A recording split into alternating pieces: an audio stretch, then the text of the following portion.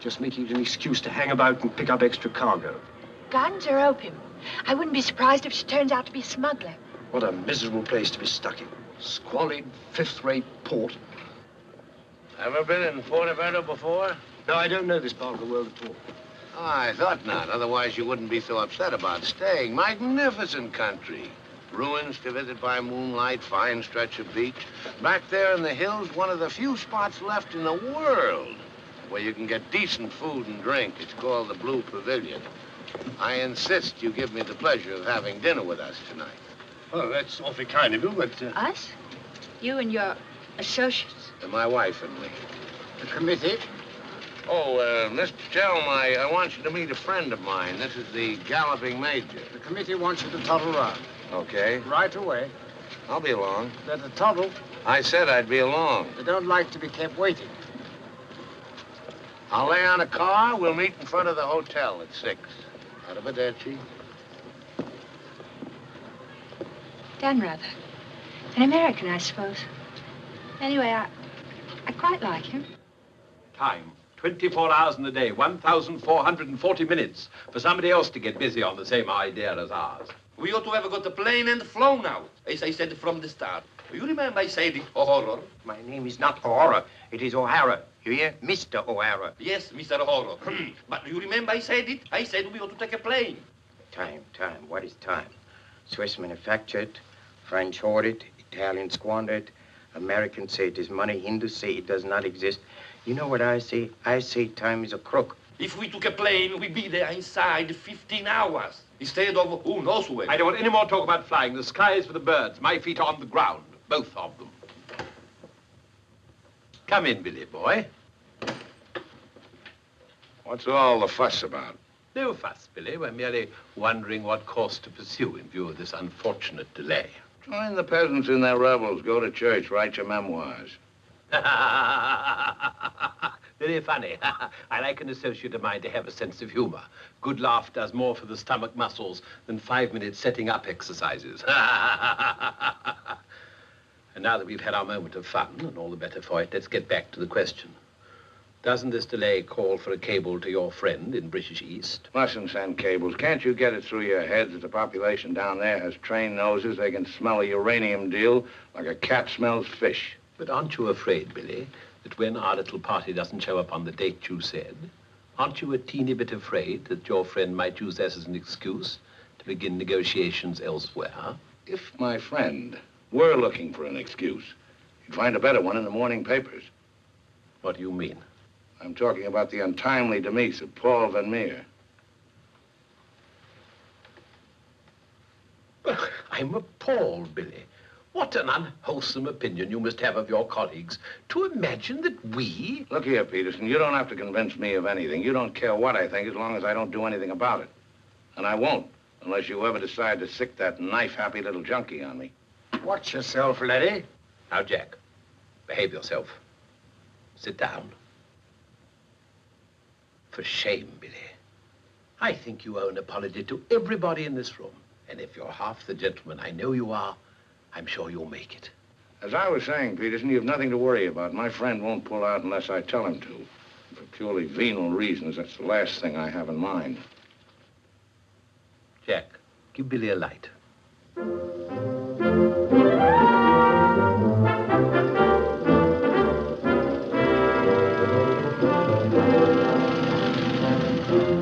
What a wonderful car. It looks as if it had won the Grand Prix d'Elegance many years ago. Oh, it did. It was built for Oraposo. You know, the bullfighter. He had it made this way so he could stand up and take bows.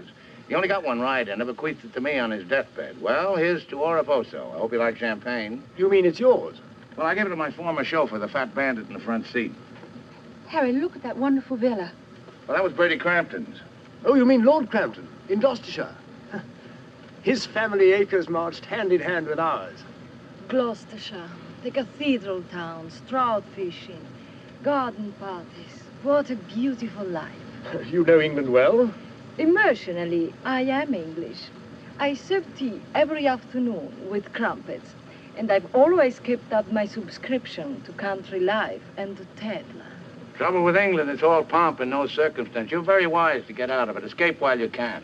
Well, I'd hardly describe myself as escaping. It simply so happened that a relative of mine, first cousin actually, who died recently, happened to be the owner of a coffee plantation. Africa's the place now. You talk about the diamond boys, the gold boys. They just skimmed a little off the top. Potential mineral wealth of Africa's hardly been scratched. Now, there is a villa. Big. Well, that's the Villa Capriccio, famed in song and story, a 3-star attraction in Baedeker. Well, whose is it? Well, the bank's on it now. It used to be mine. Yours? Yes, I brought old Charles over from Fouquet's. You know, the old Fouquet's, to run it for me. Then when I decided to pull up stakes, I bought him this restaurant we're going to. Least I could do to show my appreciation. Well, here we are. Charles! Charles! Wait here a minute while I rout old Charles out. He doesn't even know we're in this neck of the woods. Charles! Charles! He must think we're extraordinarily naive. Knew all those people. Owned that vast villa. Bought this place because he liked the fellow's cooking. What utter balderdash. Oh, perhaps he did. I beg leave to doubt it. Did you notice his wife? She seemed to be rather a sensitive little woman. Really embarrassed by all that rot. I am sorry, signore. As you see, we are closed. We do not open for another 2 months. Charles, what the devil's going on here? This place is falling to rack and ruin. Place is closed. We shall have to dine in the hotel after all. Monsieur Dan. Monsieur Dan. Madame, why did you not let me know you were coming? You did not say you were with Monsieur Dan. Nothing is close to Monsieur Dan. It's good to see you again, Charles. It's been too long, Monsieur Dan. Not since the night you left the villa. Remember your farewell party. I've tried ever since to forget it. Remember how in the morning we escorted you to the train with violins playing and everybody cried like when a king you love very much leaves this country. Aren't you dressed yet?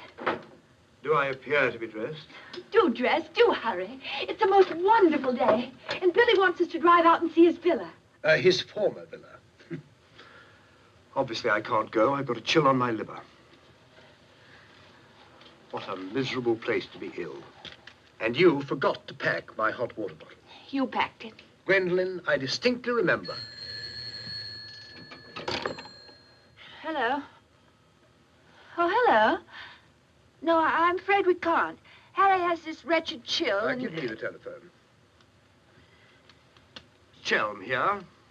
Yes. Quite. Absolutely. A hot water bottle. That's very, very good of you, old boy.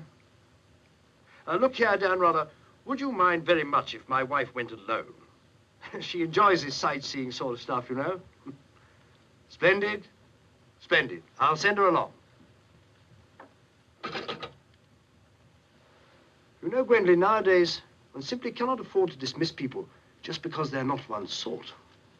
One has to try and bridge the gulf. After all, it's a new world we're going into.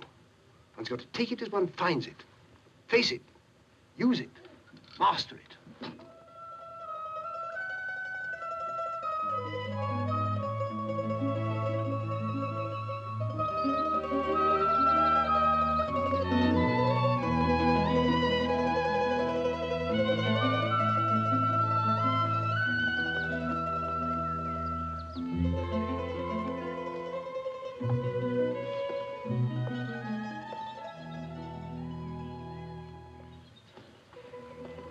You know, I've seen Americans on the street and in the cinema, of course, but I've never talked to one before.